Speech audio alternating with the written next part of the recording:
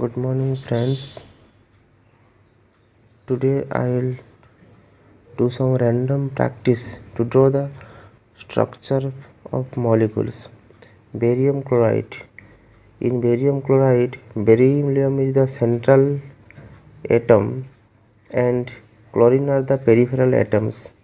Whenever we are going to draw the structure of a given molecule, we have to write the electronic configuration of the central atom, specifically the outer electronic configuration EC.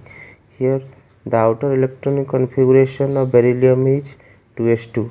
That means it has two outermost electrons in its outermost orbit. So these two electrons will participate in the bond formation.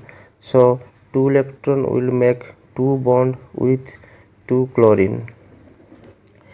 Similarly, AlCl3, aluminum is the central atom here, and the electronic configuration of aluminum is 3s2 3p1. So it has three outermost electron in its outermost orbit. So it will form three bond by the use of its three outermost electron. So aluminum will make three bonds with three aluminum atom. CH for molecule. Methane molecule. In methane molecule, carbon is the central atom here and its outermost electronic configuration is 2s2 2p2. So there are 4 electrons in its outermost orbit which will participate in the bond formation. Coincidentally, there are also 4 hydrogen atoms to share the 4 electrons of carbon. So these 4 electrons will participate and will form 4 bonds with the 4 hydrogen atom. If we discuss about the structure of water molecule, here oxygen is the central atom and the outermost electronic configuration of oxygen is 2s2 2p4. That means 4 electrons are available with the oxygen which can participate in the bond formation, but there are 2 peripheral atoms, 2 hydrogen atoms are present. So only 2 electrons out of 6 electrons will be utilized in the formation of bond. Rest 4 electron will be remain over oxygen as a lone pair, as lone pairs. So this is the structure of water molecule. You count down the number of oxygen atom in its outermost orbit. There are 6 electrons. So 1 2 3 4 5 6. So 6 electron, 6 outermost electron. Out of this, 2 electron will participate in the bond formation and rest electrons will be remain as a lone pair over oxygen. And if we discuss about the ammonia molecule, here also the nitrogen is a central atom and its electronic configuration is 2s2 2p3. This is the outer EC. So here 3 peripheral atoms are present. So out of these 5 electrons, only 3 electrons will participate in the bond formation with the 3 hydrogen atom and 2 electron will remain as lone pair over nitrogen. Here hydrogen sulfide H2S. Similarly, here sulfur is the central atom and there are 2 peripheral atoms. These are the hydrogen. Sulfur electronic configuration is 3s2 3p4. This is the outer EC of sulfur. So but there are 2 peripheral atoms. So out of 6, 2 electrons will participate in the bond formation and rest 4 electrons will remain as lone pair over sulfur. If we will draw the structure of H2SO4, now we discuss the outermost EC of sulfur is 3s2 3p4. That means 6 electrons are available for the bond formation. So here sulfur is the central atom and there are 4 peripheral oxygen atoms and 2 hydrogen atoms. So how we will draw the structure of this molecule? So first you draw the central atom. Now there are 4 oxygen. You make bonds with 4 oxygen. We know then oxygen is always makes two bonds. So here one oxygen, here one oxygen, here one oxygen, here one oxygen. Now you draw the number of electrons utilized for bond formation by the sulfur atom. So 1 2 3 4 5 6 7 8.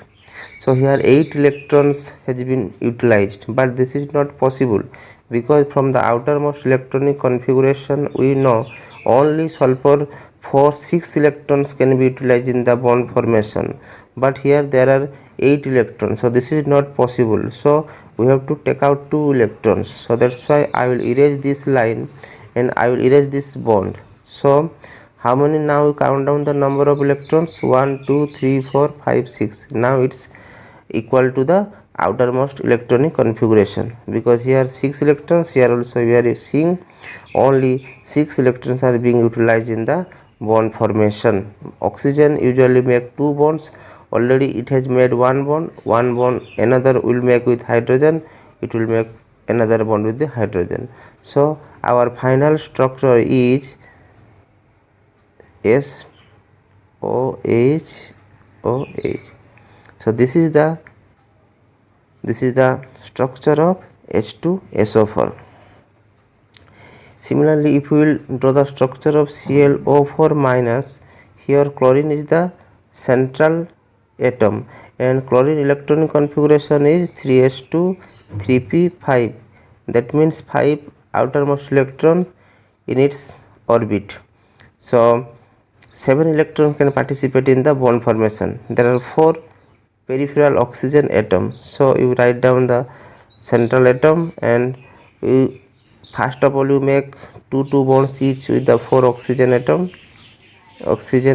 Now you count down the number of electrons, 1 2 3 4 5 6 7 8. It is not possible, it can maximum use it 7 electron. So we will erase this bond and we will make it negative charge. So this is the structure of the chlorate ion. Cl double bond O O minus. Similarly PF3 molecule, phosphorus has the electronic configuration 3s2 3p3. 5 outermost electron that can participate in the bond formation, but here there are 3 peripheral fluorine atoms. So it will make 3 bonds with the 3 fluorine atom and 2 electrons will remain as a lone pair, because phosphorus has 5 outermost electron. Out of this 5, 3 will be utilized in the bond formation and rest 2 number of electrons will remain as a lone pair. If you will draw the structure of PCl5, phosphorus has already 5 outermost electrons and here also 5 peripheral chlorine atoms. So all the electrons will be utilized in the bond formation. There are no lone pair here. If we will draw the structure of ClF3, here chlorine has 7 outermost electrons, here I have shown. So 3 peripheral atom, so there will be 3 bonds with the 3 fluorine atom. There are 3 bonds with the 3 fluorine atom and 2 electron and 4 electron will remain as 2 lone pair, 1 2 3 4. Now count down the number of electrons, 1 2 3 4 5 6 7. So this is the structure of ClF3. Now one more thing, phosphate ion, PO4 3 minus ion. Phosphorus has already 5 electron we have discussed in its outermost orbit. So but there are 4 peripheral oxygen atoms. We will make bonds with the oxygen first. Now you count down the number of electrons, 1 2 3 4 5 6 7 8, which is not possible, only it can has 5 electrons which can participate in the bond formation. So we will erase this bond and make it negative. We will erase this bond, we will make it negative. We will erase this bond and make it negative. So now you count the number of outermost electron of phosphorus that has been participated in the bond formation, 1 2 3 4 5. So the final structure of phosphate ion is PO minus O minus O minus. in xenon hexafluoride XeF6. It is a 0 group elements. It has 8 outermost electron, so it will form 6 bonds with the 6 fluorine atom, and it has also one lone pair which is bending. It has not participated in the any bond formation. Now SiF4 silicon, its electron configuration is 3s2 3p2, 4 outermost electrons in its orbit, so it can form with 4 bonds with the 4 fluorine atom SiF4. This is the structure of SiF4. One more example, XeO3F2. Now here it is a central atom is xenon. Now it will form, this is a 3 oxygen atoms and 2 fluorine atoms. There are 5 peripheral atoms. So first we will draw the structure with the oxygen. It will make 2 bonds with each oxygen. So 1 2 3 4 electrons are being utilized in the bond formation, and there are 2 fluorine atom and one more oxygen. Now you draw the, this is structure of XeO3F2, and you draw the count the number of electrons 1 2 3 4 5 6 7 8. So here all the electrons are being utilized in the bond formation. Why we are drawing all these structures? Whenever we are drawing any of the structure of a molecule, we have to carefully draw the bond pair and also the lone pair. Sometimes what we do, sometimes suppose we are drawing only water structure of water molecule like this, and we are forgetting to mention about the lone pair, then we cannot say the hybridization of the oxygen molecule, because whenever we are saying about the hybridization of a given molecule, at that time we have to count the sigma bond and also the lone pair. Suppose in this molecule we are forgetting to mention about the lone pair, then we will speak the hybridization what sp, which is totally wrong, because if you are mentioning the lone pair, then our counting will be proper. So 1 2 3 4, so the hybridization will be sp3. But if we will wrongly draw the structure like this, then we will end up with the wrong hybridization. So we will not draw the structure like this. So we will be very careful whenever we will be drawing the structure of a given molecules. We will properly draw the bonds, and along with also we will assign the lone pairs over the central atom, so that we can easily speak about the hybridization of a given molecule. So for this class, that's all. Goodbye.